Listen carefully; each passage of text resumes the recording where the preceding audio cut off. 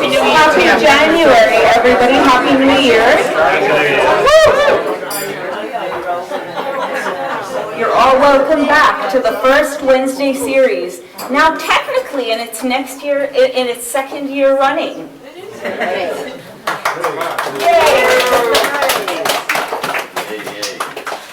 And tonight we have the special treat of having Ciaran O'Driscoll with us. And just for those of you who haven't met him yet, although I think most of us have, Ciaran O'Driscoll lives in Limerick and is a member of Aishdana. He has published 10 books of poetry, a childhood memoir titled A Runner Among Falling Leaves, and A Year's Midnight, a novel. He is currently collaborating with New York writer Susan Tepper on a play called Lady in a Postbox, set during the emergency in 1940s Ireland. His novella, The Golden Ass, described as disturbing, heartwarming, and with generous amounts of darkly funny moments, will be published by Limerick Writers' Centre in March. And his last poetry collection, Angel Hour, can be found in various places in Limerick. I recently saw it at O'Mahony's and other places, so go hunting for it. Well, never mind. Ciaran, when you get us a couple of copies, we can bring it for next month. That's fine. No problem. Anyway, no more from me. Ciaran, thank you for being here. Thanks. It reminds me of the first poem I'm going to read, coincidentally. It refers to, can you hear? Yeah, perfect. It refers to a time when I did what the consultants call a cabbage or a coronary artery bypass graft, and I developed a lung problem, and on account of that I had to carry around a thing that looked like a case, but there was liquid inside it and it was attached to various parts of me, it was something to do with this condition, a collapsed lung. That was it. I had to carry it around. And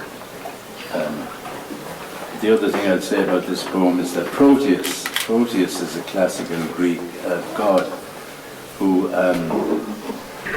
didn't like. He was a prophet. He was a prophetic god, but he didn't like telling his secrets to people. So therefore, he kept changing shape. And people, he was a sea god as well, so people had to go down to the shore and kind of what they were watching for Proteus. This is all in Greek mythology, I think. So it's called post-op case. For days I carried around a case containing a whirlpool when I exercised my battered frame, walking up and down the cardiac recovery ward. Inspectors came at evening to observe the swirling liquid. Well, is it slowing down or not? I asked when one of them had stared for far too long at my body's agitated humours. But they found it hard to call, like watchers for the shape of Proteus in the waves that tumbled on Grecian shores.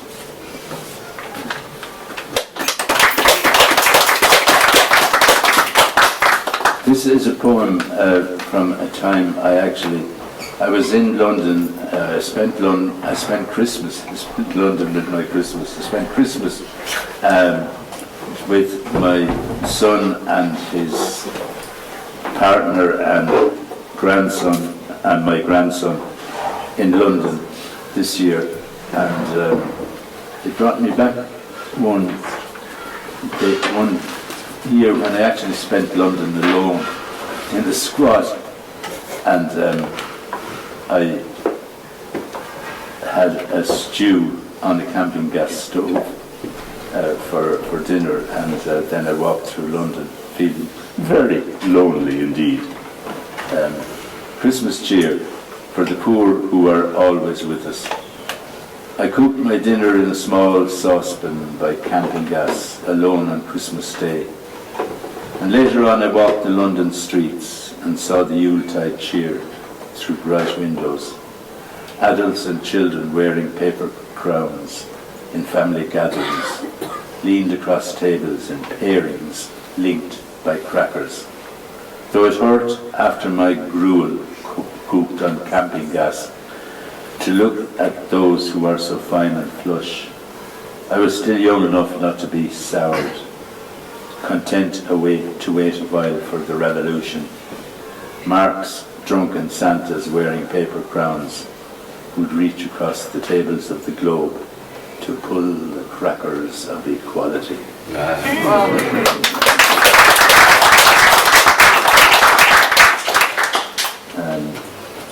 I leave this one till later.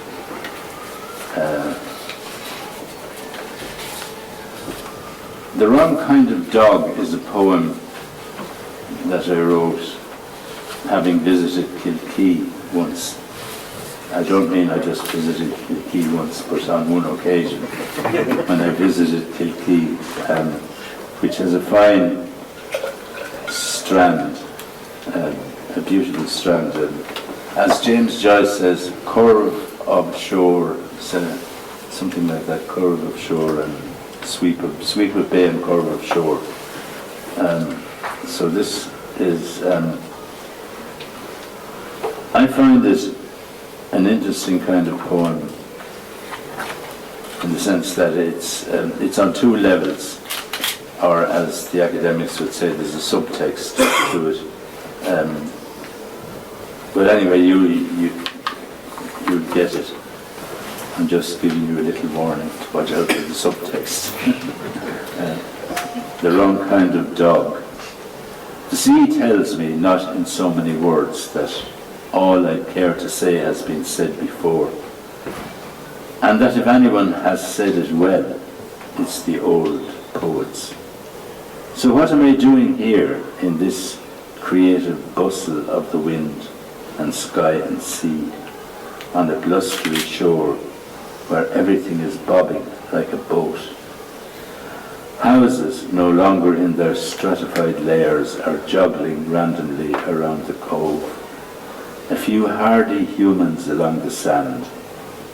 And there's the yelping of unpleasant dogs, at odds, on straining leashes with the wind. And also there's the yelping of the light, harsh but not ear-splitting, as it strains on the leash of the sun. Surely it is a gale that's drumming up this mighty fuss, though the wrong kind of dog is always found on a strand. Old foamer in its oily coils, the sea says all this has been said before, drenching me in someone else's shoes.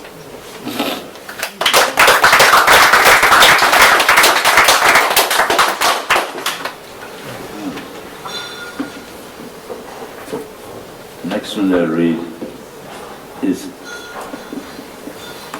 a poem called Gloss. It's the last poem in this book, and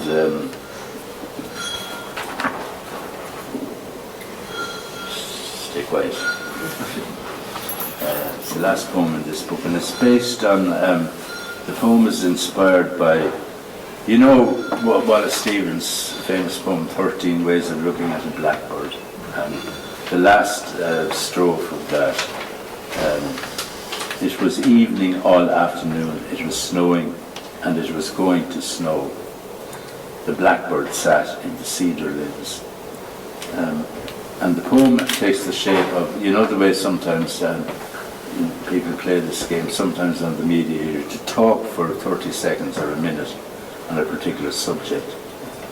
So there's a guy urging me on in brackets in this poem.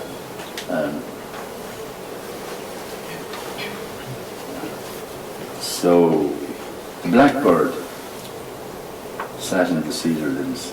The blackbird is the place within you which events cannot reach. Like a sound sleep, this place is without coming or going, and yet remains in touch with everything that matters. I cannot really describe this place. Of course, it's not a place at all. How can a blackbird be a place? The blackbird is in a place, among the cedar limbs, and is simultaneously a symbol and a blackbird. Keep going. We were working on our house. Working on our house, a builder's labourer discovered a bird's nest under the eaves in a rusty gutter. The bird's nest is a bird's nest and also a symbol for the heart.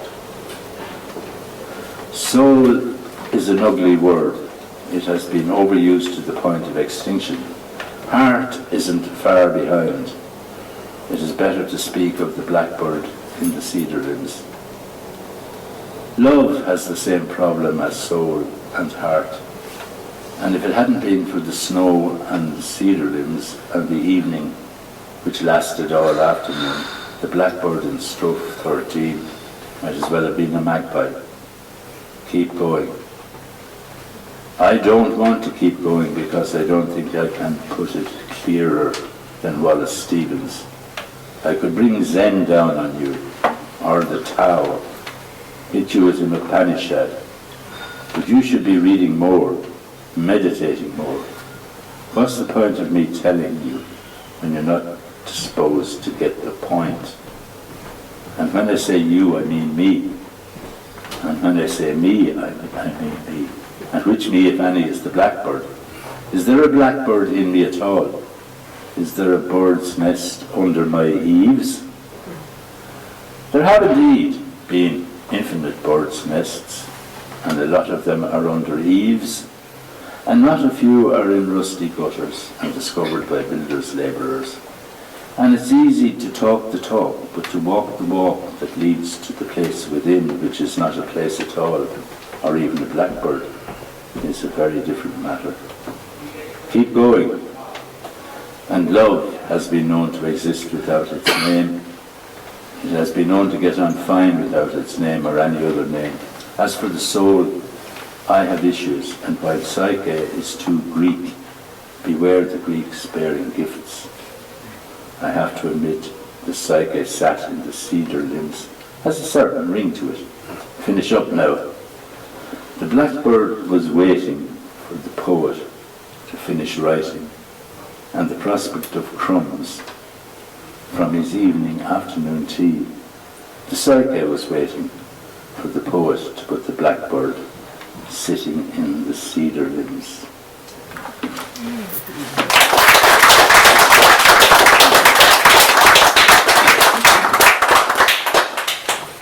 Now, I wrote this poem over Christmas, and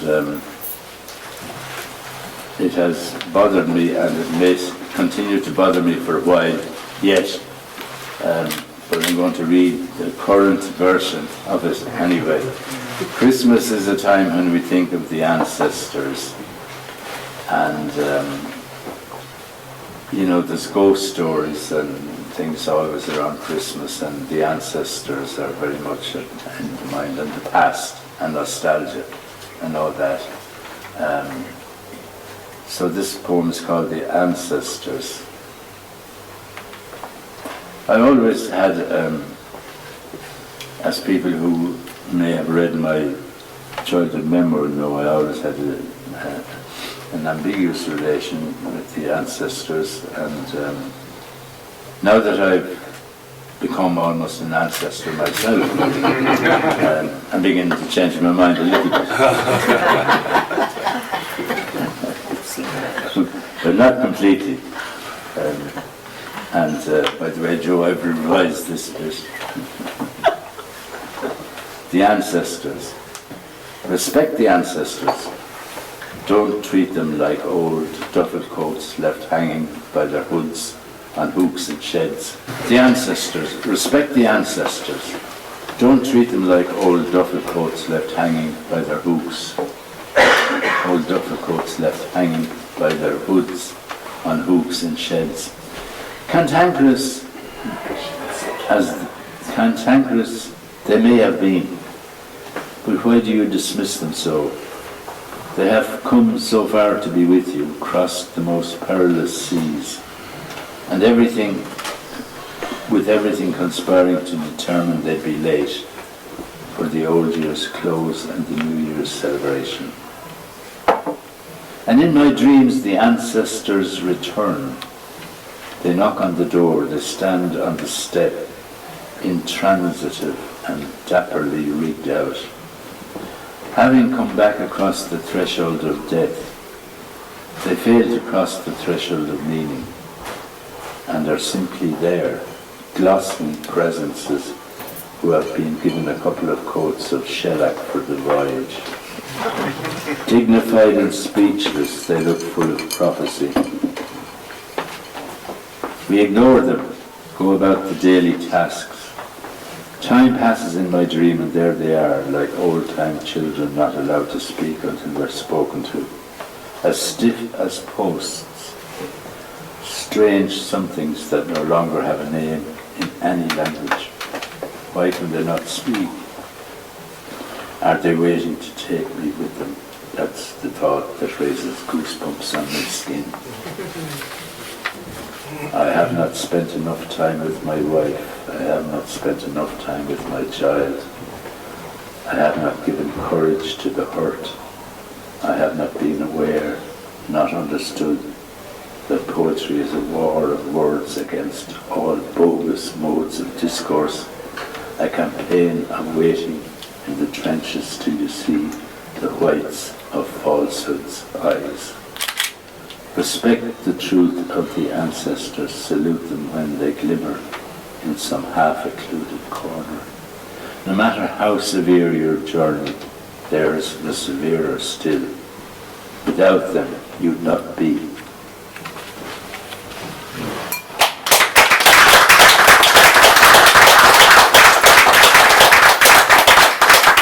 I have time for one more, so have we? Yeah. Just to finish off.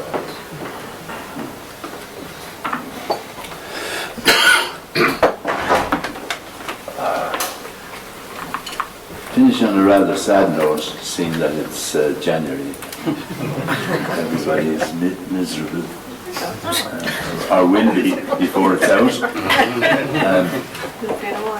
This one is a poem I wrote about the disappearance of Trevor Deely in Dublin. I think it was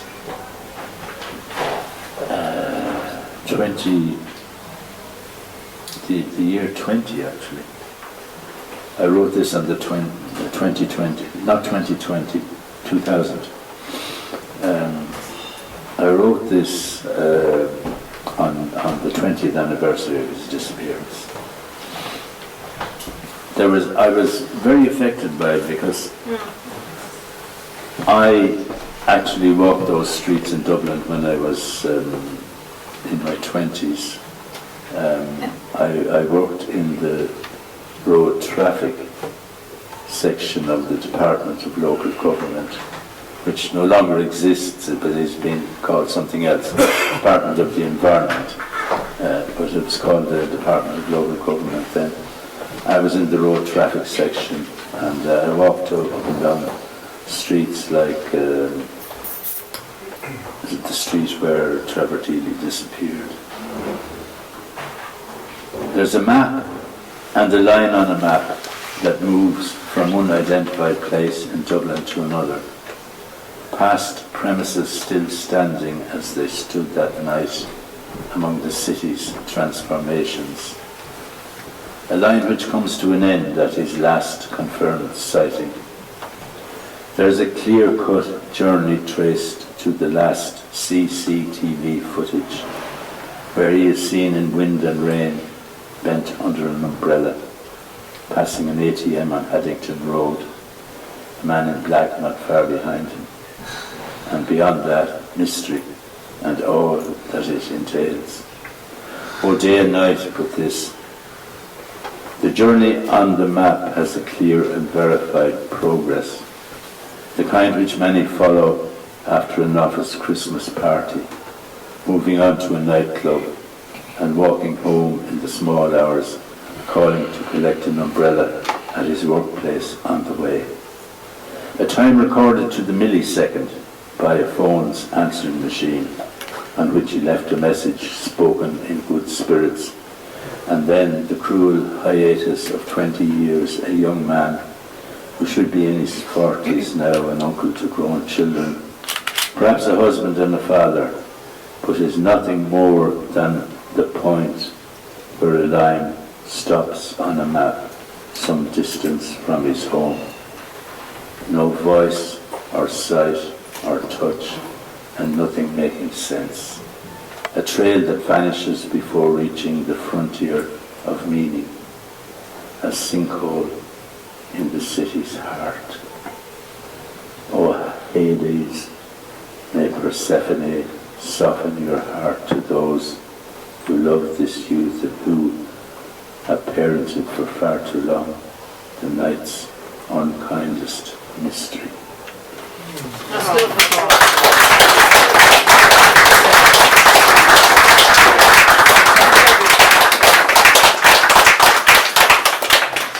It's a sad note to end with, but there you are. There's plenty of other people to read. Thanks so much, Ciaran. Thank you. Beautiful. And I just have to say, every time a series asks you or a new poet asks you to come and do something with them, you always say yes, and it's very appreciated. Thank you very much. You're welcome.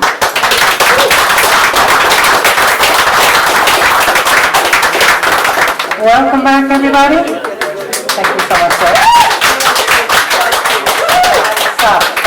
Keep going if you want. Okay, stop. So guys, you're very welcome back.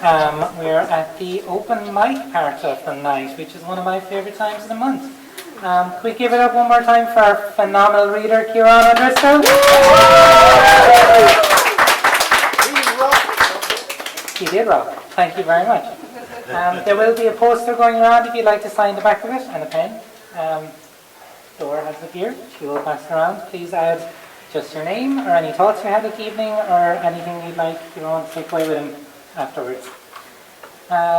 So, very excitedly, we have a big long list tonight of incredible, phenomenal readers. So we might try and keep it to 1 to 2 kind of pieces, maybe on the shorter side if we can. And to kick us off, the man who has done some wonderful work in Limerick for many, many years, will kick us off again in 2024, Mr. Dominic Taylor.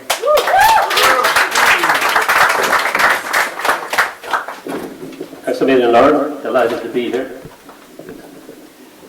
One of the presents I got at Christmas was the collected letters of Seamus Heaney, which is a fabulous tome, and I'm making my way through it at the moment.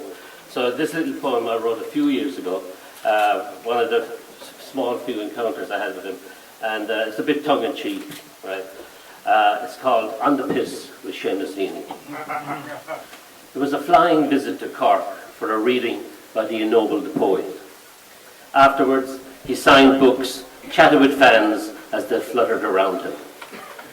We retired to the foyer of the Metropole Hotel in the company of Limerick poet Desmond O'Grady. As we sat drinking and talking, he appeared, hovered over us, exchanged pleasantries with Desmond, with a sideways glance at the rest of us. Later on, I needed to use the bathroom. There at the urinal was the great man himself. As I stood in line with him, he nodded in my direction. Maybe he recognized me from earlier on, or not, but I like to believe that day I was on the piss with Seamus Heaney.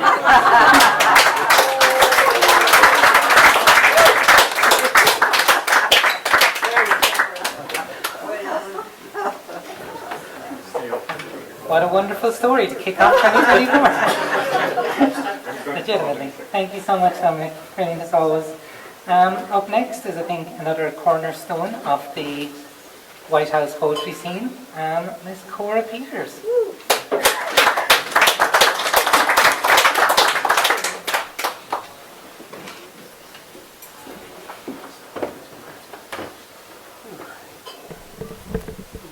Cashmere coat.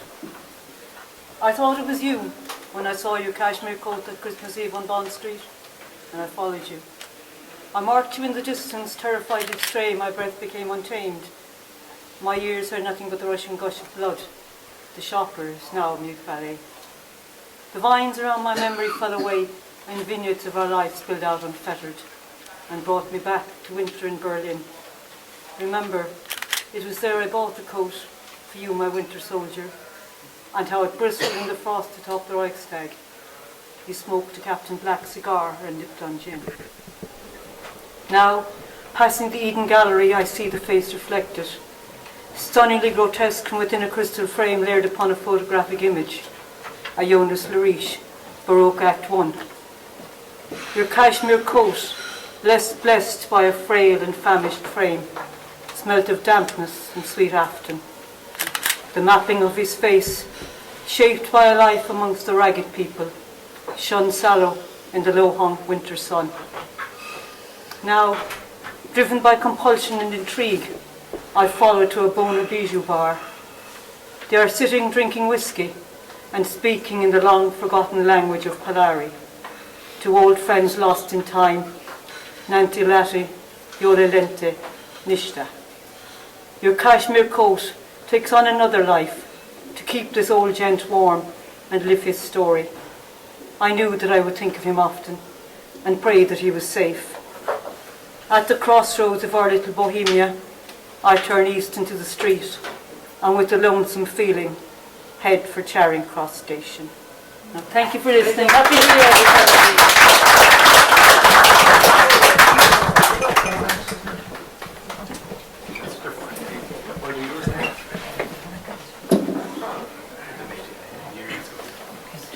Thank you so much, Cora. Just to let you know as well, the brilliant Edward O'Dwyer has dropped in some of these beautiful little thank you for being a reader at the Whitehouse cards. They are available for anyone who reads. We have a very strict list. You will not get one otherwise. They are good for a discount in most Limerick shops in the city. How much of a discount you get depends on how fast you can run. Best of luck. Best of luck. Must be true, viewers in. Up next to the mic, we have the wonderful Noel King.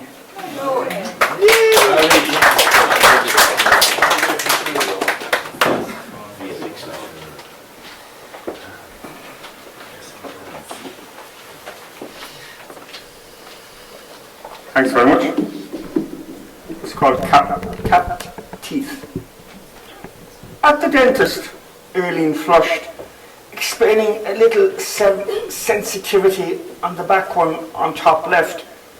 Wondered if she got it from her grandmother, who'd always complained of a similar spot. Her husband's best mate smiled, said no, hereditary matters didn't extend to teeth. At home, Aileen avoided eye contact, passing her husband's waiting room, heard the screaming baby in his surgery. She blushed again, recalling her husband's best mate's fingers in her mouth. That she should be so lucky. Mrs. Dentist O'Brien can get her whole kit off for my husband, even in a part of my house. She lit a lamp, touched a few of the cushions, added extra seasonings to the roast the girl left ready, wiped and polished the phone, all the time wondering whether to get gold caps, imagining how they would go with her jewellery, gold jewellery. What if that was bad luck? She must find out, consult someone, a book perhaps. And then, just like that, Aileen died. Her heart. The doctor suspected something when he didn't smell a dinner after his long day in surgery. After checking her pulse, he calmly placed his wife's hand inside his jacket like he was wishing it to warm up again. Thank you very much.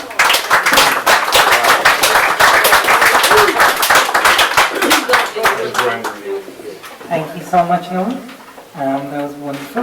And up next we have Louis Maltahi.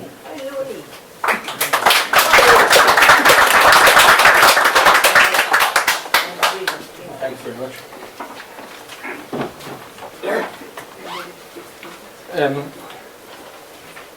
I make pots, and if you're making pots, they're usually in the type of work I do, two firings, and the bigger the pots are, the more liable they are to actually explode in the kiln. I make big pots, but this is a happy ending Christmas Day one. So. when every day is Christmas Day, cracking the glost, peeping, trying to catch a shine from pots now almost cold, and listening for the dreaded pings would tell descent has been too fast, uneven shrinkage bringing rifle cracks of dunting pots, my miscalculation. Times I heaved the biskiln door on 500 cubic feet of ware, finding only smashed shards there, 3 weeks throwing wasted. And every time it happened, brought on by my impulsiveness, I was consoled by fresh resolve. Next time I'd be more measured. And as knowledge grew and self-control and patience held, so what I thought I got, more than less, as time went on. Now every opening is a Christmas morning. I'm a child again among new toys, finding favourites, grasping for the brilliant, joys that make birth risks worthwhile. Thank you.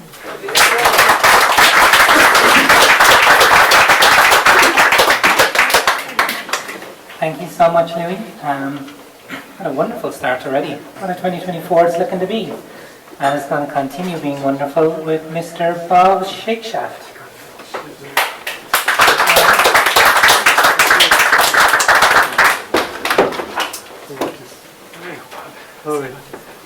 Good evening, everybody. Thank you, Dominic, for the heads up. It's great to be back reading. It's been a while since, I think the last one was quite a few years back, but anyway. I'm delighted because this is my debut collection. Would never have happened really for Dominic. And so here we go. This poem is titled, This is My Wife's Story. On the early Sunday morning after Mass, my father wheeled his bicycle to rest against the window. I reflected, small as the red-ridged reflector, bright as my eyes, keen my ears long, the call. Come on, hop on the bar. I can't reach, yet he scoops me up in one strong, safe hand, then leather pedals the crank into action. Dillenhall Street fades in the distance. The tower beckons the two of us along the Glasnevin way, beyond my small mind, drifting free where the wind pulls my auburn hair aflame, sharp as father's song, O Danny boy. True in harmony,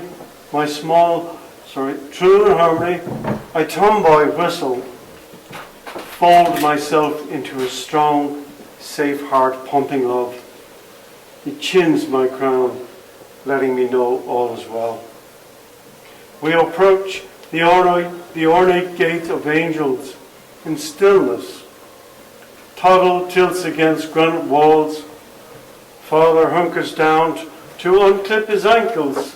Reached full height, steps are measured to the tiny grave, simple as the wooden cross, carved by Father's skill, etched Danny. My only brother, born to die before his time to know me, a loving sister, bent on knees of prayer. I help our Father place fresh-bought flowers as we clean rake white stones. Pure, whispered words pour over our lips, kiss his name, and turns us back to the morning in reverse. O'Connell's tower rounds us home in silence until his booming voice celebrates, Danny boy.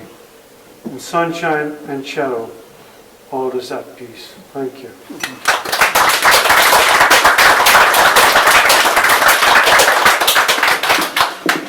Thank you so much, Bob.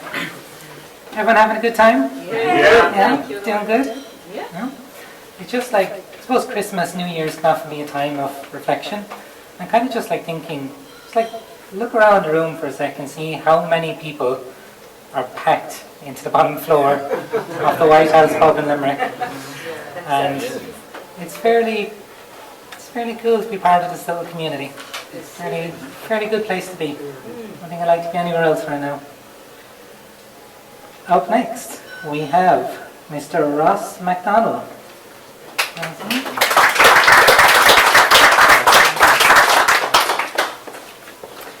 Thanks for the opportunity. I spent Christmas Day on my own this year, unfortunately, but it gave me time to write this heartfelt, warm Christmas little poem, which I've titled Christmas Fucking Christmas. 'Tis the season to be jolly, fill your supermarket trolley. All I feel is melancholy. Christmas fucking Christmas.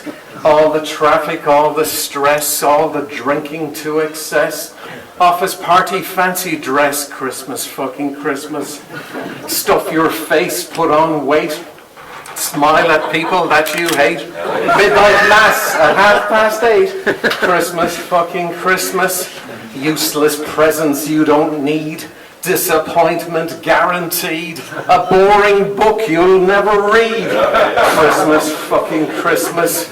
Listen to Cliff Richard whine, children singing Christian rhyme. If I hear that song one more time, Christmas fucking Christmas. Shoppers paying through their noses. Panic as the toy shop closes. Another box of Cadbury's roses. Christmas fucking Christmas. So, here I sit on Christmas Day, guzzling down the Chardonnay. It's pissing rain, the sky is grey. No sign of Santa's sleigh. He must be stuck in Norway or gone on strike for higher pay. Ho, ho, ho, hip, hip, hooray for Christmas fucking Christmas. Family rows and confrontations. Unrealistic expectations. Taking down the decorations. Christmas fucking Christmas. And now you're left without a cent. Can't afford to pay the rent. Sorry, love, it's all been spent on Christmas fucking Christmas. Never again, you decide, as you wake on New Year's bleary-eyed. But you know deep down, you can't hide from Christmas fucking Christmas. So keep that can of spray-on snow and save your plastic mistletoe. There's only 50 weeks to go to Christmas fucking Christmas! Thank you.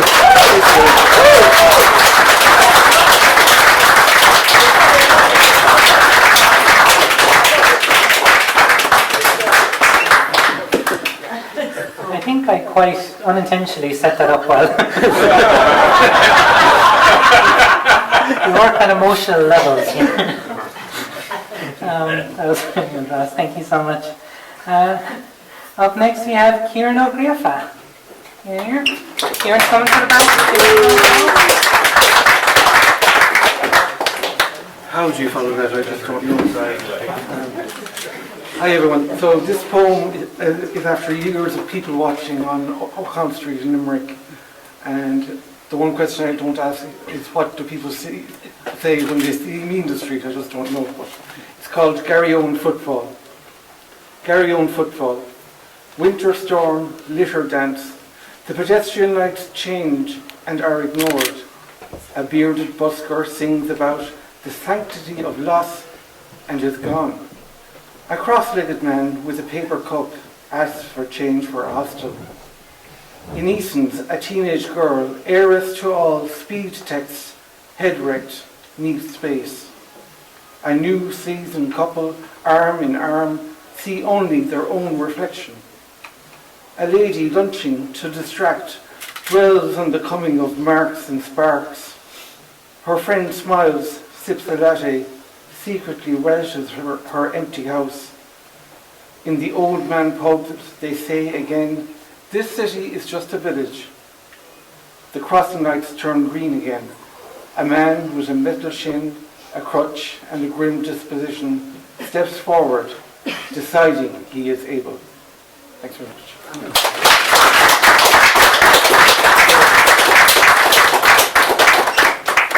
Thank you so much, Ciaran. I always look forward to hearing your stuff every month. It's great to see you come back. Up next we have Oren Ryan.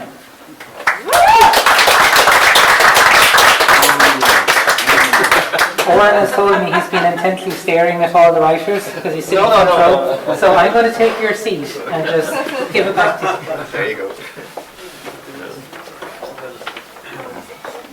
Great to be here. Great pleasure. Ode to Chocolate, on Christmas chocolate, with thanks to Robert Herrick. Fair chocolate, we weep to see you melt away so soon.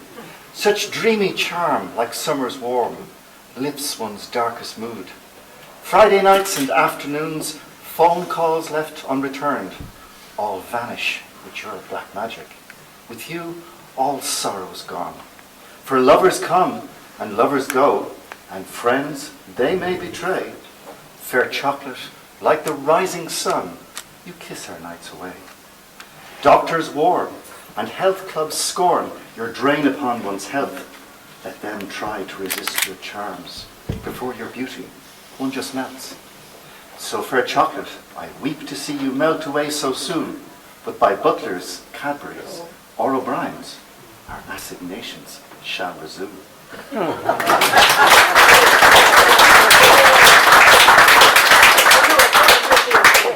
Thank you so much, Oren. So that ends the list of people who pre-booked. The rest of you are chancers. But you're very welcome anyway. We love you really. Please don't leave. Up next we have a man who told me he saw me in O'Mahony's earlier and purposely avoided me. And I was very hurt, Mr. Anthony Linehan. You don't know what's next. What happened? I avoided you too, Anthony. It's fine.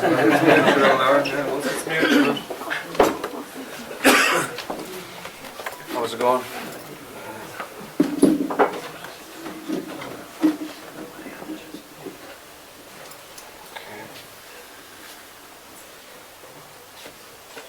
After a gathering, there's a scattering. My digital platform broke down. Took it to the saw doctor, who squats in his shack at the end of a boring green at the edge of nowhere. Has a sign nailed to a post out front, curating an image. He tells me about reaching emotional equilibrium, how the amounts of sweat equity and financial burden are wicked unreal. The majority of folks would be best off digging ditches in Greenland at night. We sit on sphagnum-mossed armchairs, sipping a herbal infusion called Cool the Jet Skis. The saw doctor says he helms an organisation for cognitive dissonance in his spare time. I ask about his non-spare time and the chances of getting my dig-plat repaired, that I'd heard he's top-notch at fixity. He barrels me in a stare plastered with exhaustion. You're in the wrong gaff, General. You've got your signals rightly mixy-dixied, and you're not the first one to waltz in here with notions, never mind emotions, slightly askew. I fall silent as he proceeds to announce that actually he's given 27 and a half vital years to driving bullet trains, that he's now a prophet and a rare stamp outscour in Cav's exponent. Cranking up, he barrels mine eyeballs with declarations of his profound proficiency in electrical oscillations of the brain, and that, never mind your digital platform yokes, he is, in point of fact, a King Kong when it comes to authentic fields of tantric fusion. Ergo, his surefire touch would and could unleash my way underscoring potential. Shekels up front, of course. Of course. says I.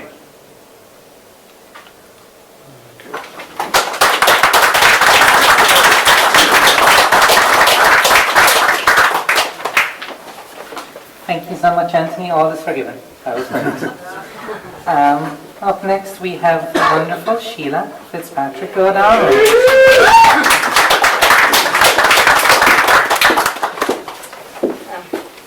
Happy New Year, everybody. Oh, you're grand. Break up. Stop trying to be different. I'm not trying to be different. You are. I'm not. You are. I am not. You are. Not. Are. Not. I am different. You're not. I am. You're not. I am. You're not. Am. Not. Am. Not. The only thing I am not is not sleeping with you.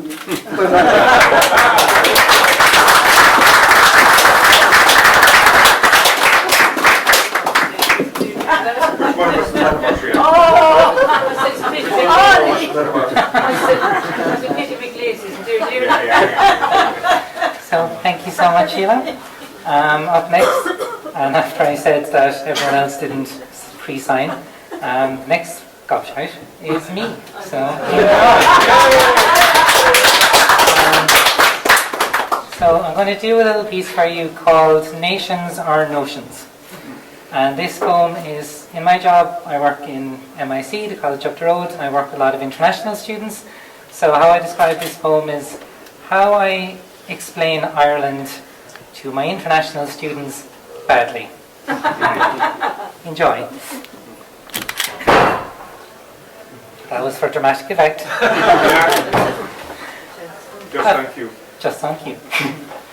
A full Irish, bacon and cabbage, a cup of tea and a ham sandwich. Irishness in 24 hours.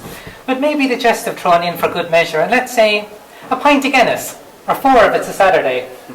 And you'll watch the news at 9, The Simpsons at 6, and if you happen to be sick, Judge Judy at midday, or Jeremy Kyle if it's a particularly bad day. And if you do happen to be sick, flat 7 up and fix you do the trick. And watch GAA, but secretly love football. Even though you'll call the players babies compared to the rugby, and love rugby players, no matter what, except when they become politicians. Hate all politicians. The current crowd are always worse than the last, and the last crowd were a crowd that affect the place. Hate all politicians, except the ones who went to your great-granddad's wake, or your grands, or your granduncles, or well, anyone you know who's ever died. Like a politician serial killer would go far because funerals equals votes. Or they can just get you planning permission on the flyby. And hate the feckin' Gardaí who fine you for driving just barely over the limit, no matter how much you plead, when then they've even caught the fellows who did the robbing off in the city. But sure, my uncle says they're only trained to catch the middle class in Templemore. But most Irish people are friendly to everyone, rich or poor, unless sometimes when they're English. But mostly we're friendly and merry and drunk and religious, but these days only on Easter and Christmas, and politically actually relatively surprisingly democratically progressive.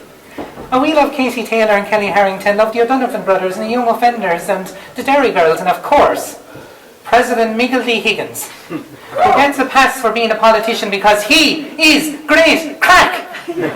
And sure, he's no real power anyway.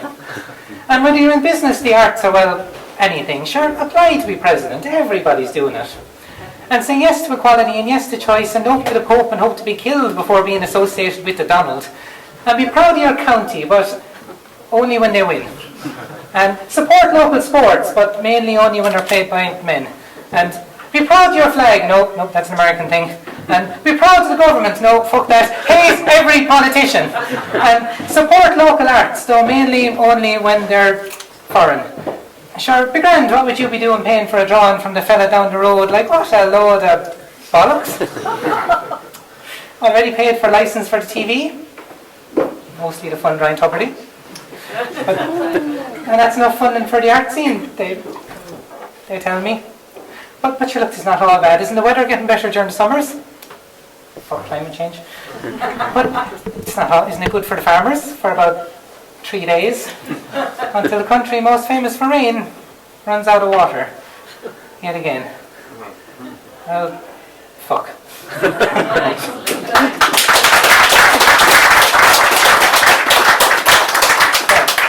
Thank you very much.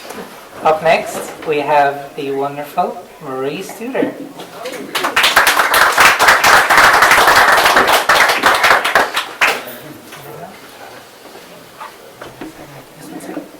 I think Ciaran might have to make an exit. We give one more round of applause for Mr. Ciaran O'Driscoll.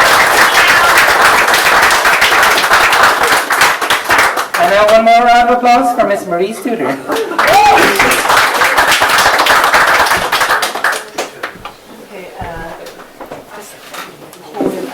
My mother lived on her own for the last 10 years of her life after my father died, so we'd often go away for weekends, and always on the way back from wherever we went, we'd have a stop-off.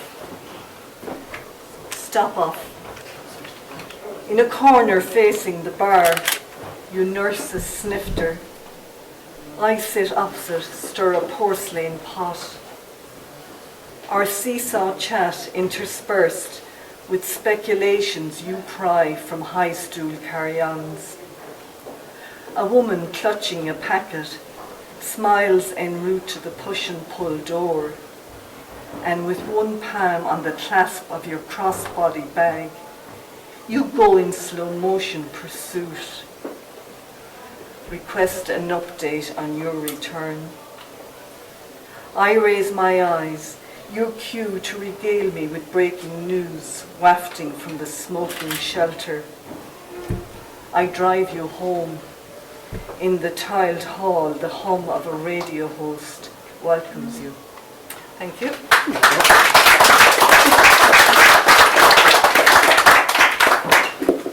Thank you so much, Marie. I won't call Marion to the stand. Or she's there. Is she gone? I'm going to leave this till next time, just so she gives me credit for it. But fine. Up next, we have Mr. John Pinchmat.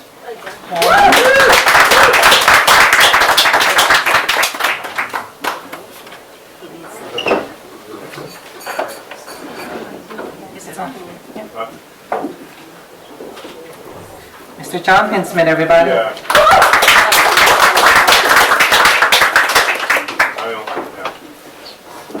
Thank you very much. The piece that I'm reading tonight was written in 2010, after I learned of the death of the Irish actor Donald Donnelly. It's dedicated to him. Feast of the Epiphany, 2010, to Donald Donnelly. BBC TV Scotland saved our 2 quiet New Years. The bold Hogmanay bagpipes, drums and fiddles, fireworks. But best of all, minutes past 12, lead crystal champagne in our hands, Burns's Auld Lang Syne, sung softly, more poignant each year on this night to look back, remembering those that we've lost, drinking not with, but to them. Scotland's ploughman poet is honoured again on 25 January, Burns Night, a feast of haggis and single malt, poetry and song. Joyce's 1904 Dublin is celebrated on Bloomsday, and like Burns, there should be a Joyce night as well. Each 6th of January, it unfolds quietly in front of the fire in our old kitchen. Muscadet for her, single malt for me, as we feast on John Huston's last masterpiece, The Dead, set on this night. Huston died before it was released. His swan song is Joyce's Dublin dinner party on Usher's Island, where not much seems to happen beyond their petty, separate vanities, until the exquisitely recited Donal Ode transports a few of them, and Gabriel's speech, so fretted over, is happily behind him. And everything winds down, along with comic relief from poor drunken Freddie Malins, one of the last guests to leave. But the sting is in the tale. As she comes down the stairs, Greta, by chance, hears Mr. Darcy singing the last of Aughrim. Houston frames her in stained glass, lost to this world. Back at their hotel, still distracted, she relives a haunting memory from her youth and collapses in tears to sleep, leaving Gabriel to his shattering epiphany. Life imitates art.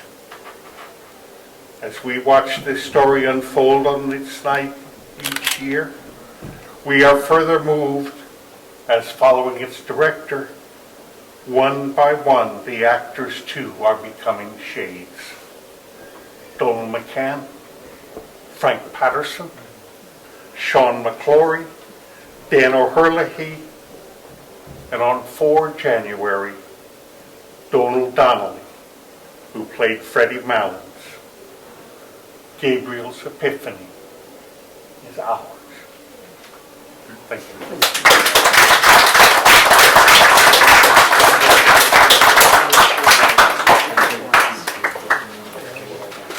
Thank you so much, John. Alright, it's gone again. Okay. Up next, we have, now he tells me his name is Michael O'Mahony, but I'm kind of adopting him as a Michael McNamara. I'm going to bring him up now anyway. So, Michael O'Mahony, or the honouring Michael McNamara. That's just because I was trying to be her cousin. That's what they all say. That's an Irish thing of it. So this is called In Search of the Birth Boy. O come all ye faithful. Faithful to what? And to whom? Come if you fit into our narrow criteria. Don't come if you want to sponge off the state. We can do that ourselves. You'll get a sleeping bag and €38. It could be burned out like they done in Galway or in Dublin, or indeed in 1974, a widow woman of 5 orphans burned out in gross cottages on the Island Road. Don't come if you're 15 years of age and pregnant. Who's the father anyway? Joseph stepped up to the plate, fair play to him. Don't tell the authorities. He's a man, she's a minor. Remember Anne Lovett, 1984? Don't come if you're the kind of parent who would forget to bring home their child from a day trip. I thought he was with you, the board said. Definitely a case for child neglect. Kick the child off them and put them into care. In the care of the state, they'd be safe then, taken care of by the good Christian men and women of Ireland. We know the story. 1 in 4, isn't it? I think it's higher myself. So come all ye faithful, come because no matter how many of you come, it won't be as many as we send out. No blacks, no dogs, no Irish. It's easy to forget, isn't it? So where will I find this birthday boy today? Is he crossing the channel? Is he crossing the channel in a small boat? Is he buried underneath the rubble in Gaza? Was he at the riots in Dublin, I wonder? Or am I really looking for him? Or do we just want to have a party? Will I recognise him if I found him? Oh well, a Cade meal of Falca, and come let us adore him.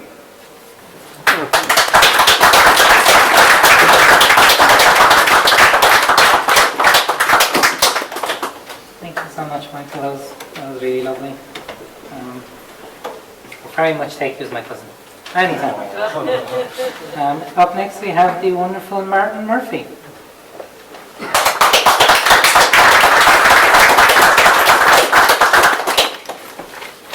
I've just written one about something I'm quite good at, which is complaining. An SAD time this winter. Not a stir as the first leaf hits the ground. It's not cold yet, but maybe I'll take a sweater. The warmth of the breeze has faded, and a cooler feel surrounds me. A hint as the morning dew envelops my car. Maybe a light jacket today, to keep that cosy feeling. Memories of the late summer evenings now fading. A tangerine sun setting behind St John's Cathedral. My garden bench playing the role of therapist, analysing the forthcoming inevitability. The disaster of the first frost, arriving without any invitation. My big coat has now been retrieved. The unnatural vision of my own breath in front of me. There are no rules now. The battle between the rain, the hail, the snow and the ice and the wind has begun, all fighting to take control, to make their own mark. The desolation of knowing this will go on for months, without respite or very little at best. Wrecking well-made plans, flooding, disrupting and isolating. Those of us with SAD suffering through the trauma. Days with 16 hours of darkness. The cold air feasting on my bones, the aches and pains of this uncaring season. Until the phrase I've been waiting for at last rings out near the end of January. There's a grand stretch in the evening, lads, but I'm not there yet. A sense of the light at the end of this wintry tunnel, when finally the clock works its magic and the daylight hour reappears. And at some point soon after, I begin to feel the hint of the warmth on my arms again. My big coat is replaced by the light jacket or sweater, and soon they can both be rested too. Welcome back, long days, I've missed you. Please stick around for a while. I know it's only the cold and dark that have left us for now, and that the rain and hail and the wind will hang around for the summer anyway, like the stragglers at the end of this wintry party. But I need you to keep me sane, and to feel your sunshine down on me, to take away my SAD-ness. I will be happy and content, as much as I can be in an Irish summer. As soon, I may also go and see your much hotter cousin, 4,000 kilometres from here. Thank you.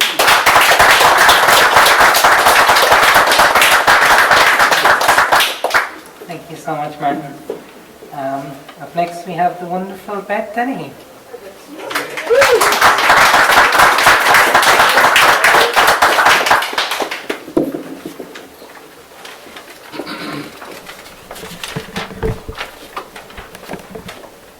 Thanks very much. Now, this isn't the poem I was going to read tonight, but I decided against the other one. So this is one I wrote in 2019. Glentastic Woods, Kerry, whereas. Surrounded by sweet woodruff and foxgloves, through sphagnum moss, brown rushing water plays a tune, as a grasshopper warbler, skirting her territory, cries a washing board warning. Like a soldier's graveyard, weather-beaten stakes girdle pine saplings in a mountain dip. It is hard to feel lonely in this magnificent desolation, with music from the chatterbox stream, impossibly sheer rocks, clad in shades of green, silhouette Glentastic peaks. Wisps of cloud descend as a songbird adds her thrills to the mountain glory. What would Beethoven make of it, composing a Glentastic symphony as he catches a glimpse of Tralee Bay through a mountain gap?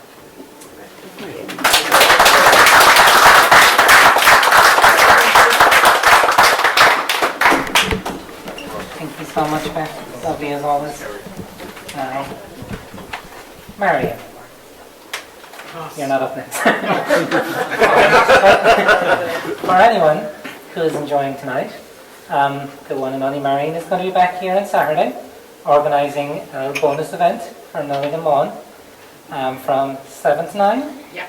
So we'd like to bring along any poetry, any songs, any talent at all, really. Or just turn up. Everybody is welcome. Or just turn up. Women only. No, like, come on.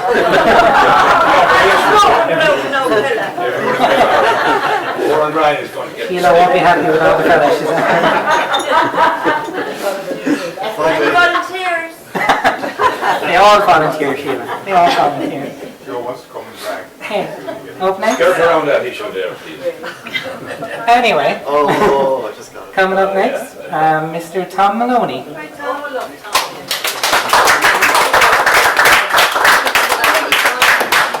Tom is stuck at the back, so we'll keep the applause going for a second.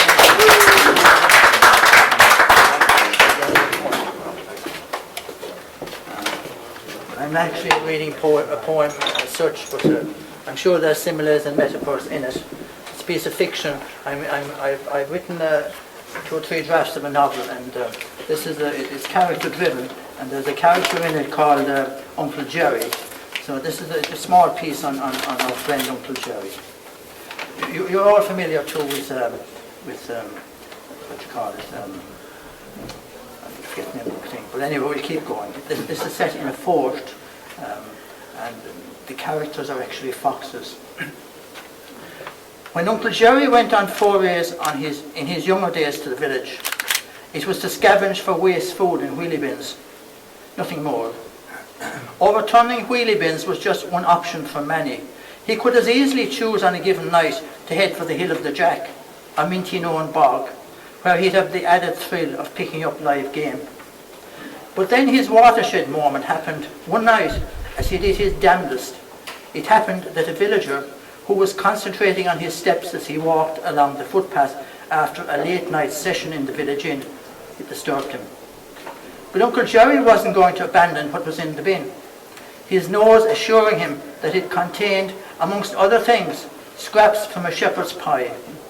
Maintaining his focus, he whipped the bag of waste straight out of the bin and scurried back to the fort. There, the accident of accidents happened. I have already given an account of this sequence of events after he'd pawed a tape recorder containing the theme song of The Godfather, and how soon after, a moment of serendipity surely, he's chancing upon learning the ABC in a bag full of children's clothing. The rest was history after that, setting in place a fort in which literate foxes became the norm. As soon as he'd learned to read, nothing literate went above his head, but particularly a headline one night on the front page of a magazine: "No cause can succeed if blood isn't spilt." It hypnotized him as it stared up at him. That was the moment that awakened him to the value of military action, the moment that fort foxes, glen foxes, even urban foxes would remember him for. But I contend that military action was never his greatest passion. That accolade goes to discovering the contents of books. Spotting a book was like coming upon a nugget of gold, and I'd say that the moment he learned to read the alphabet was his Damascus moment. It was a spark that would turn into a blaze, transforming the fox's understanding of the square in the fort from just another piece of ground to the agora. Uncle Jerry's vision then to create a space that would bring to life in the 21st century the classical Greek civilization once buzzed in the agora of ancient Athens. This vision became a reality during Jerry's year as chair of the Council of the Welfare and Management of the Fort, steering a motion formally naming the square the agora. Because of his love of reading, he then reflected on how fellow foxes might also experience the love of reading. Out of this was born the Fort Library. The project followed a compulsory order on a vacant den in the agora. Once carried out, the den was transformed into the Fort Library.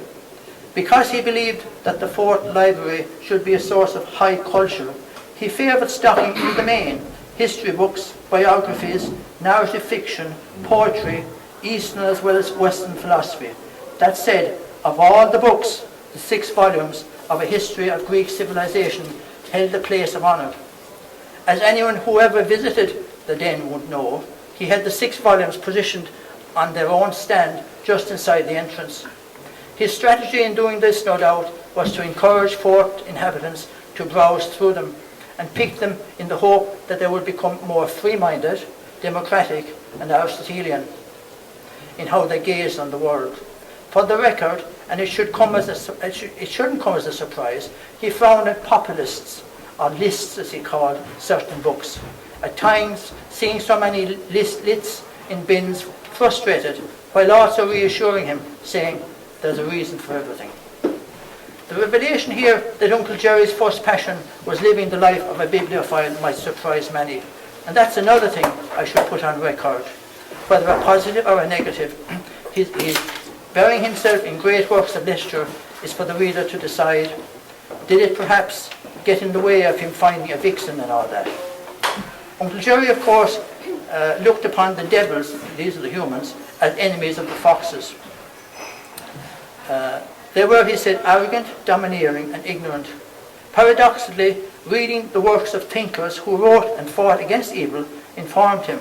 Abraham Lincoln, Martin Luther King, Leonidas of Sparta in particular. Unfortunately, he had one incubating project that never saw the light of day. I heard him talk about it more than once to my dad. He used to refer to it as his next great intellectual adventure.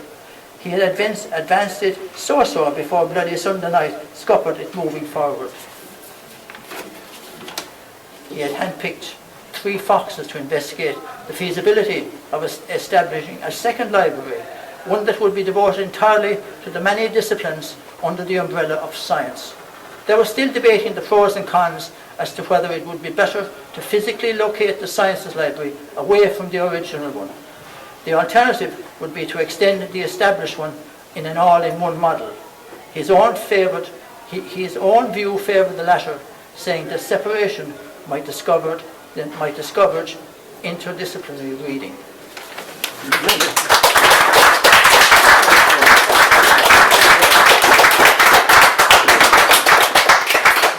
Thank you so much, Tom. That was lovely. Joe, you look like you're ready to go. Did you look at my list before? Everybody, Mr. Joe Healy.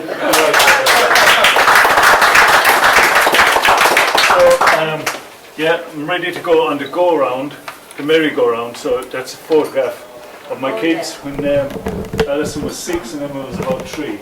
So it's a bit. Alison is full of freedom, like her hand is out, but Emma is holding on to the horse. I think it's her first time on the go-around, merry-go-round. And it's called Girls on the Merry-Go-Round. Imagine that. So, take down there. Girls on the merry-go-round. Parents put you on the go-round. Your little horse goes up and down. People with strange faces pass by. Here's Mammy and Daddy again, waving, smiling. Look, no tears. When can we go and go around again? Was it fun, they ask. 20 years spin by.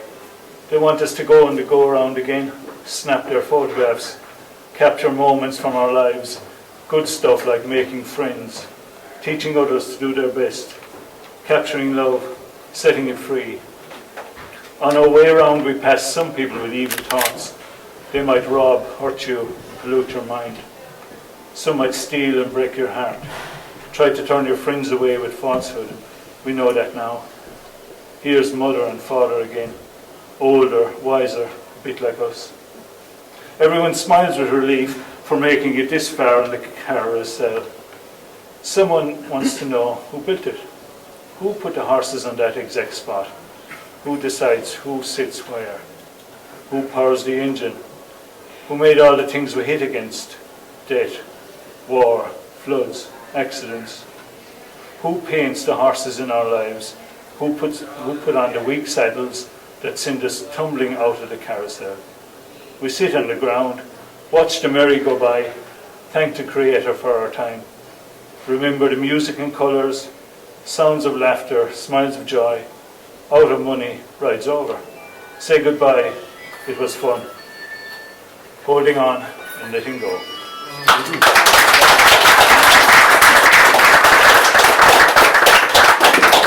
Thank you so much, Joe.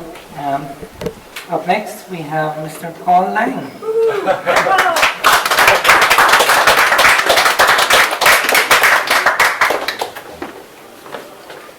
Hey everybody. Sorry. I'm ready to have my phone. Thank you so much. So this is a poem I wrote about the time kids kicked in our door while we were having takeaway. We all start out like fresh white sheets, clean and untouched before all the fingers have touched us. A wet winter disappoints us. Was it running too fast before your legs were fully grown, only to fall out from under you? Before you knew how much damage was done to you? Did a male protector spill his beer on you? Then did you spit blood on Eileen's door in return? Sheep boys in your older brother's wolf clothes. You run and scream through suburbia. Puppies really, wanting to be wolves. Howling out your rage in deserted parks and to helpful shopkeepers. Your turn to play. You turn the playgrounds into minefields, as if that would change why you truly scream. The scars that make up this country can sometimes run too deep in certain folds of skin. I don't know how to heal the body and dig out the tumor at its generational artery. Was it screaming at 11 before your voices had broke that took away your gentle spirit? You see, I have a mother. Why don't you? You creep and crawl all over my graduation day. I sink into a hot bath in bath water that can only come on a winter's night. It's okay for the immersion to be on all day. The vision of my father running after you haunts me underwater. I am so happy he didn't catch you. I'm sorry that your dad might have run away forever. My door is not something for you to put your rage onto. My house is a sacred place now. We scream, cry, and laugh, and worry like you.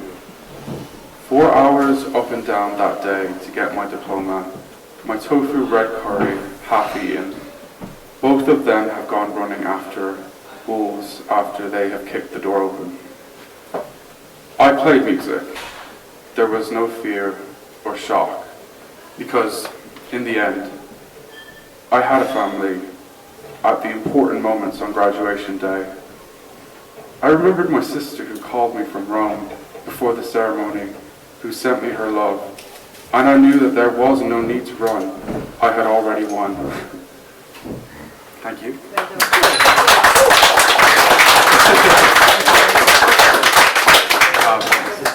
Just one more poem. So this was a poem that I really felt like I had to write.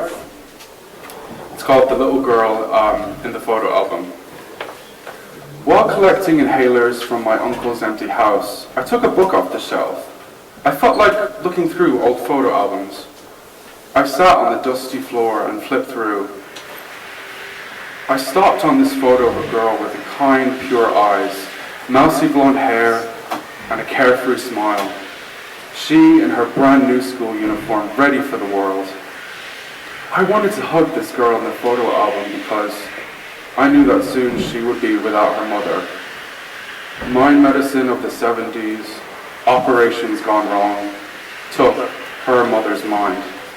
Once a beautiful illuminated painting with a kaleidoscope of colors and shades, the rain came violently, causing every shade to run off the beautiful canvas into Birmingham's dark drain, never the same again.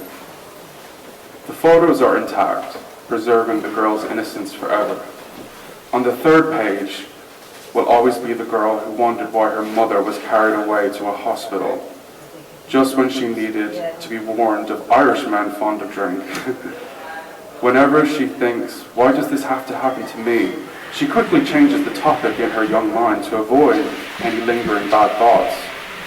I want to tell her she can be anything she wants to be, and sometimes acknowledging the pain of the rain could have helped, although she will insist her generation just got on with things. I flip through new pages. The girl in the photo album is outside a bar on a 1980s summer day. She strikes a model pose with her body, but her face lacks confidence. Perhaps blinded by the sun, forever her father's favorite. The girl grew up and on the first year of this century gave birth to me. I try to think of the girl in the photo album when I think back to when she screamed at me for wanting to quit rugby and to give up on my impractical dreams. I try to remember that girl when my sadness was too big, I couldn't unwrap my blankets and come downstairs and be the young man that she wanted me to be. Why I seemed to break her heart with every step I took on my own path, that I had no choice but to walk alone. But her rage shattered my spine. I was young, but I couldn't run. Was it secondary school, or did I almost die at the foot of my family tree? Your anger pulled the ground out from under me. Maybe you were afraid my darkness was hereditary. Maybe you wanted to scare away all my ghosts that haunted me, but you set fire to my branch. When I look at the photo album, I think the girl in the photo will have heavy shoulders for the rest of her life, lifting up all her family.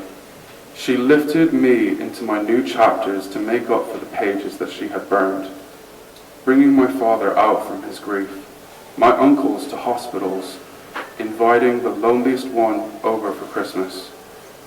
She grew into the strongest woman I will ever know, the only one she left behind when she needed to hold her close, but instead disappeared into decades of yesterdays, was the little girl in the photo album.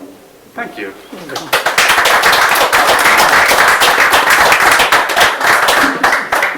Thank you so much, Paul. Paul mentioned to me earlier that he was doing some work on a Christmas experience over December, and a friend of mine was working as Santa Claus this past Christmas, and he told me that at one point a child came up to him and asked him if he was friends with God. My friend said yes, and then the child asked what God looked like then, and my friend, after a moment of panic, said, "Sorry child, we only talk on the phone." I respect my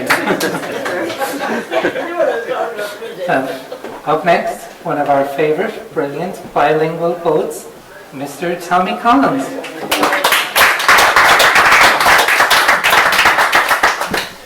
I guess that means I have to read a poem in Irish and English instead of the English one I picked out. Are we forcing you to come? Good to show off. Do you feel under duress? No. Do you like Irish at all, Tommy? I wrote this one at half 2 or 3 in the morning once, probably 15 years ago, and I've no idea where it came from. I had no idea where it came from until last week I was reading back through some poems that my uncle wrote 40 odd years ago. He was a bilingual poet as well, but he died quite young. And as soon as I read his old stuff, I realised that he'd said exactly in one of his poems what I was trying to say in this one. But I like how it translated into Irish, so I'll read it in English first and then in Irish. In English it's called Dust. If all the earth should turn to dust, the ocean's hardened clay, the sky as dark as clouded dusk come middle of the day. If all creatures should cease to walk, the birds all flown away, no longer people left to talk, nor words to lead them astray. There'd be none left to meditate, remembering the flames, to mourn what caused so great a fire, or curse how floodwaters came, to scourge both branch and snow-white bone, to level hills to plain, to crumble all from step to spire, and wash whatever remained. If all the earth should turn to dust, and ocean's hardened clay, there'd be none left to chronicle our final end of days. Agus os gweilge churas luhrach mar hedal. Dás rumoch an dawn golúhrach, gach agéin mar osach cré, clopholas sa dús ber scamalach, idrátha an bhean lei. Tá stubach cuscéim na gréadúir, ceol éon go hard sa bhae, gan daoine ann don chórá uair, gach focail riamh ar stray. Bheadh deire leis an macnamh féin, gan cuoine ar an laim, na cuoine heacht an uirlig a chur deire lenar bhain. Sciorse a lacaigh cnic go plána, le géig is cnáb ar éin, a rinne mionbhróir a chus go spuig is scúb leis gach irsna i ggéin. Tá dramach an down beluharach gach agin mar osam cray. Ní scríomh hí cluithe an chruinnig deire len ára. Armagad.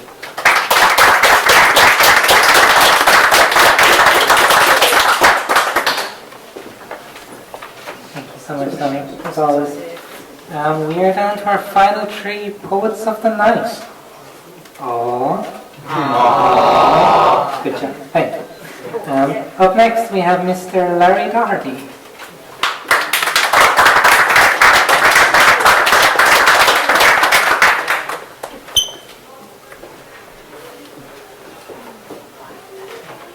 I thought I was last, sorry.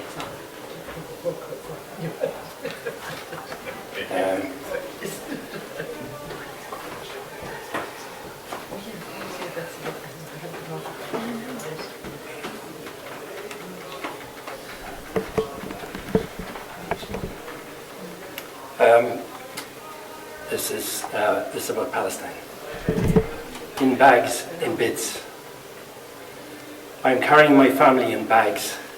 In bags. I collected the bits of them. The bits, mine and yours. Their bits, our bits. And ours, theirs. We are Palestinian fathers. We are bits of obliterated wives. Decimated sisters and brothers. We are children in bits, in bags. Babies in bits, in bags. We are unborn children, hopes in bits. We are Hamas teenagers. We are Israeli soldiers. We are Netanyahu. We are the US. We are Europe. We are compromised to bits. We are silent. We are complicit. We are guilty. No, we can't walk in the father's shoes, but their world is heading our way in bits. We can't hold our noses and look away, and it's not enough to pray or cry. Shout and roar the bloody truth, or turn blind eyes and acquiesce to an earth of buried bags and bits, an earth of buried bags and bits.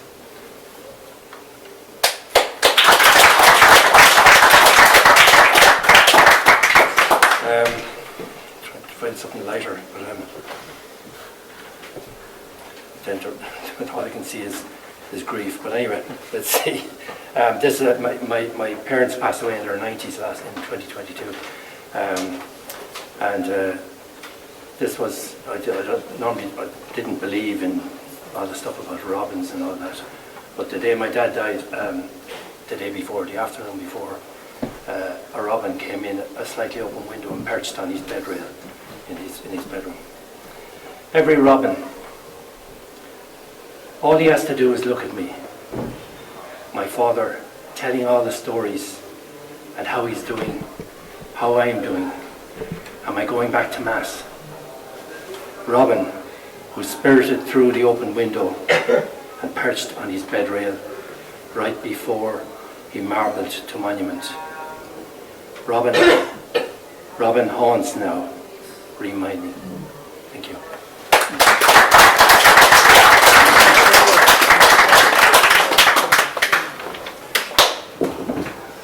Thank you so much, Larry, for sharing your words. Up next, our penultimate poet of the night, Mr. Edward O'Dwyer.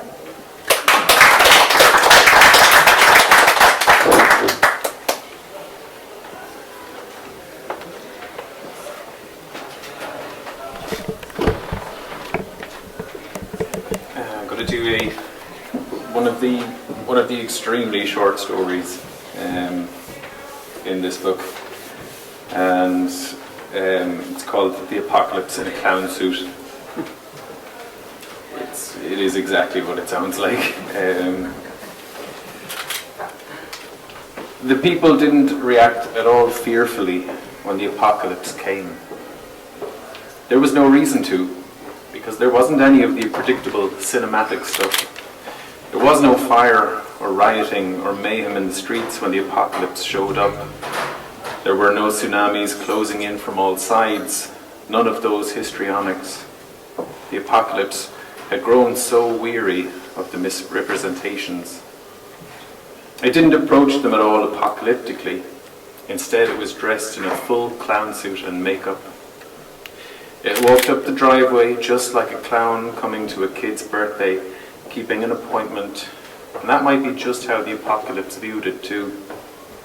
It had been called up, its services asked for, arrangements made.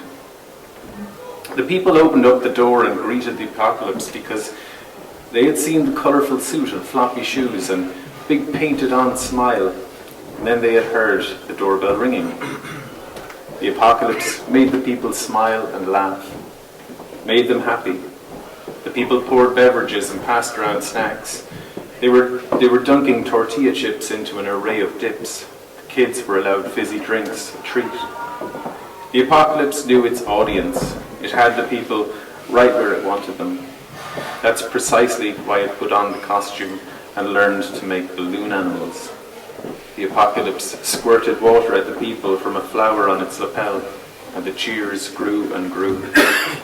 It didn't want to be that cliché of the apocalypse. It didn't want to be running around and frantically shouting, "I am the apocalypse," into people's faces. It started out that way, but then, through the laughter, bit by tiny bit, the apocalypse began to reveal more of itself. Even the apocalypse has to be itself in the end. And this was its comeback, its rebound shot. The laughing and joking faded out and the sounds of anguish faded in. The people were crying. They were despairing. They were holding on tightly to their loved ones. Still, the apocalypse was an extraordinarily professional clown. It stayed perfectly in character as it started to pull a red tissue from its pocket and hand it to the people to tend to their tears. Tied to the red one was a green one, then a blue one, and then a yellow one. The apocalypse kept pulling on the tissue, and more of it kept appearing from the deep and seeming endlessness of its clown's pocket, which from the outside looked to be an average, ordinary pocket. The people gratefully took the tissue from the apocalypse. They were all in this together, after all. They knew the score. They watched on as the colourful tissue came flowing from the pocket, and there was no need for pushing and shoving. The apocalypse kept smiling for the people, and they all knew in their hearts that there'd be enough for everybody. Thank you very much, and Happy New Year.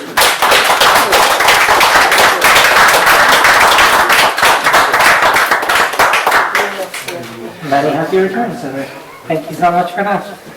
And to finish us for the night, I think it was nice that we started with Dominic, and we can finish with Mr.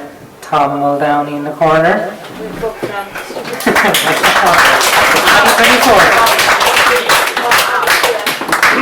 You get notions if you got it. Mr. Muldowney. Steady on there, Mulnahone.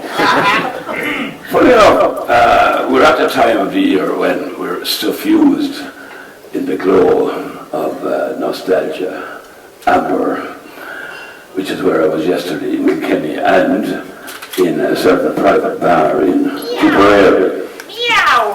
Thank you. Now,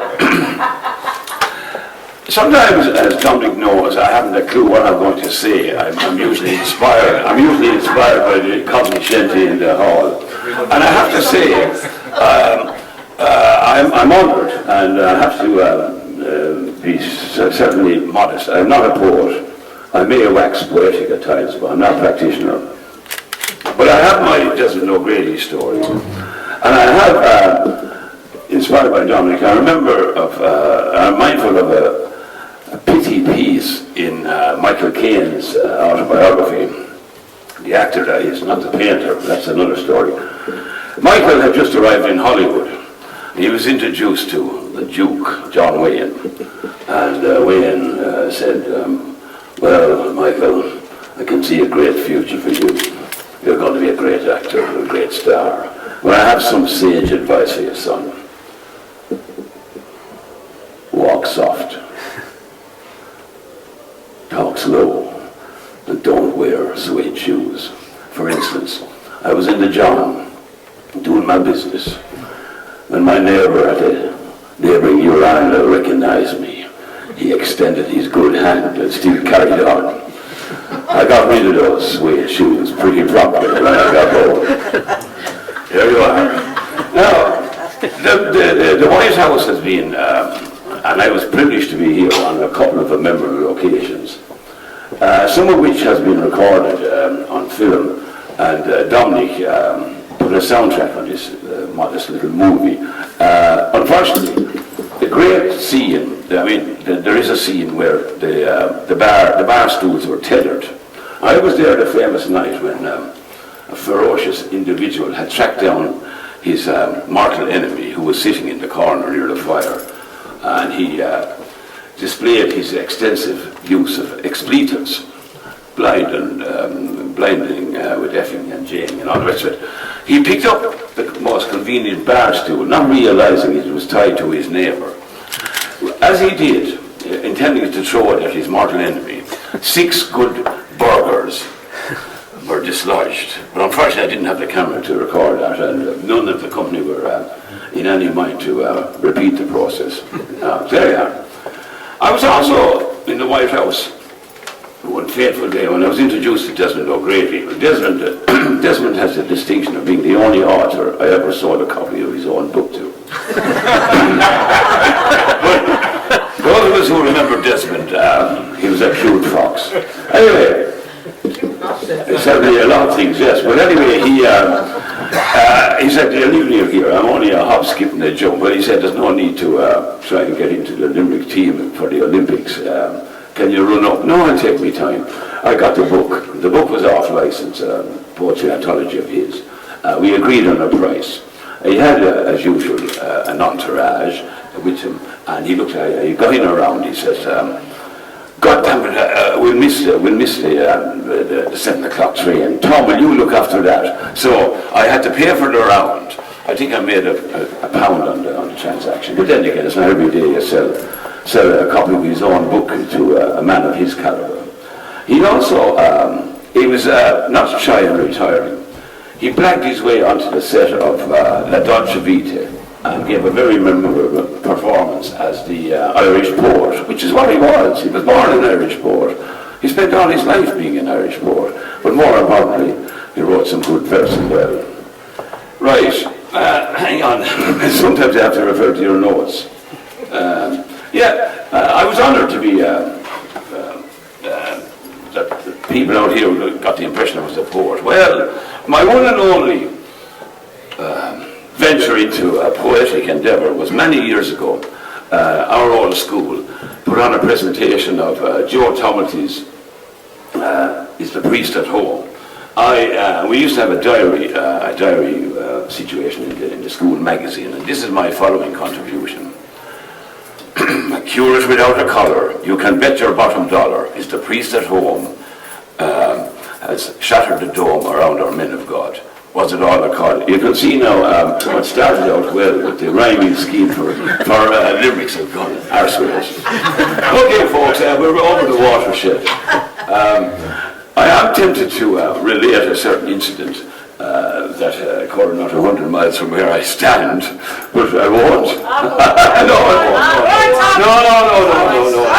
I just, the time is against us all. Oh yes, I was also upstairs when Bruce Shields and his producer came in to the bar upstairs to record a documentary on the Whitehouse.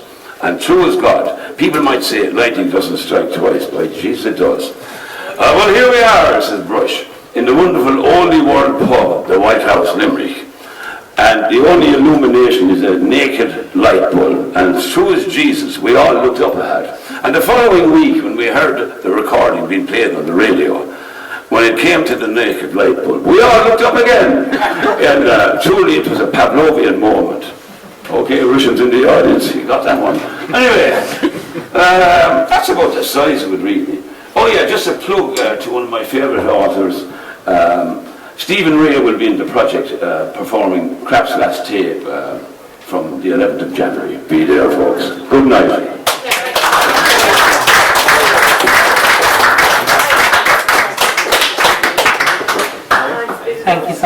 I'm glad that on our first day of 2024, first show of 2024, we got to start and finish the night with stories about urinals. What does that say about you? About me. Sorry, about us. Apologies. So, thank you all so much. Thank you. A couple of very quick, specific thank yous, and thank you to the wonderful Pat, who as always is the man recording the show. Thank you to the wonderful Marion, who is the real secret backbone of Limerick. Thank you so much to Dominic, as always, for all of your incredible work. To the one and only Dora. To even though he's... And you! Thank you to Laura!